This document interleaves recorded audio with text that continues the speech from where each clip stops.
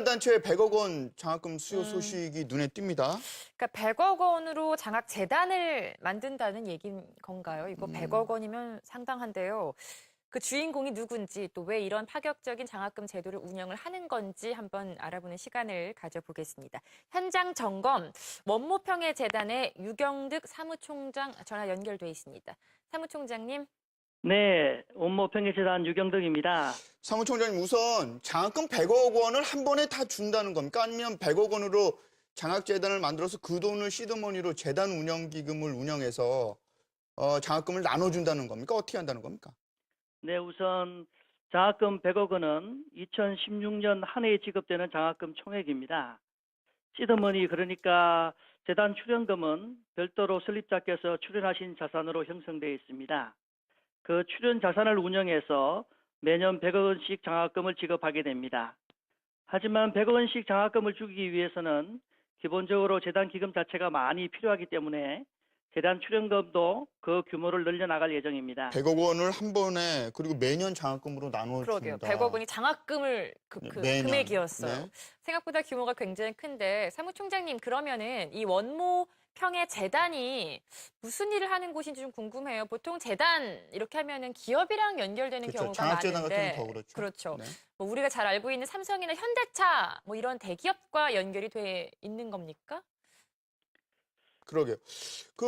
한 해 100억 원 장학금을 준다는 것이 쉬운 일이 아니라서 큰 기업이 참여하지 그러게요. 않고서는 좀 어려운 일처럼 느껴지기도 합니다. 원모평해재단 무엇을 하는 것입니까? 그 얘기도 좀 해주시면 좋을 것 같습니다. 네, 원모평해재단은 문선명 한학자 총장님의 평화 비전을 이어받아서 세계 평화를 이룰 미래 지도자를 양성하고 지원하는 기관입니다. 그렇기 때문에 장학금 지급뿐만 아니라 장학생들이 다양한 교육 혜택을 받을 수 있도록 지원하고 있습니다. 문선명 총재요. 돌아가셨잖아요. 네, 그렇습니다. 문선명 총재께서는 2012년 성화하셨지만은 그분의 뜻을 이어받아 한학자 총재께서 2013년도에 설립하신 장학, 교육, 사회공헌을 목적으로 하고 있습니다. 통일그룹 그러니까 인삼으로 유명한 주식회사 뭐 일화 네. 그리고 동계올림픽 메인 경기장이 인접해 있는 용평 리조트 뭐 이런 거 가지고 있기는 한데 100억 원의 장학금을 운용할 정도로 굉장히 이렇게 규모가 큰 곳이었나 싶네요. 용평 리조트 기업 공개도 앞두고 있죠. 그래요? 사무총장님, 그럼 장학금을 받는 대상은 누굽니까? 예, 대상은 우리나라 학생들을 포함해서 전 세계 72여 개국의 2천여 명의 학생들이 장학금을 받습니다. 좀 더 설명을 드리자면은 2013년도에 재단을 설립한 이후에 전 세계 70여 개국의 학생들에게 장학금을 지원해오고 있습니다. 각 국가에서 선정한 장학생들도 있지만은 한국에 유학 온 외국인 학생들에게도 지급하고 있고요. 별도의 선발 절차를 거쳐서 이들에게 장학금을 지급하고 있습니다. 우리나라 학생들의 경우에는 성적이 우수한 학생들이 대상자입니다.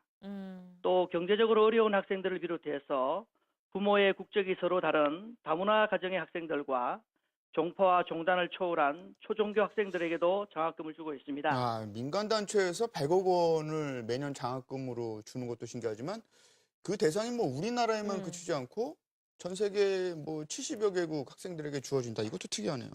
그러게요. 사무총장님 그러면은 앞서 우리나라 학생의 경우에는 성적이 우수한 학생들한테 장학금을 준다 이렇게 말씀하셨잖아요. 이 장학금 수요 대상자는 정확히 어떤 기준을 통해서 결정이 되는 겁니까?